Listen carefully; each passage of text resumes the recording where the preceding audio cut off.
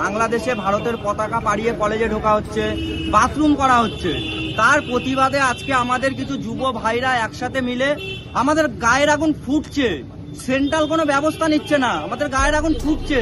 আমরা সেই জায়গায় আজকে বারাসাত প্ল্যাটফর্মের পাশে আমরা জাতীয় বাংলাদেশের পতাকা আঁকছিলাম, একে সেটার উপরে পাড়ানো হচ্ছিল। আর স্টেশনের যে সিঁড়িটা ওঠে ওখানে আমরা মানে বাংলাদেশের পতাকা আঁকছিলাম।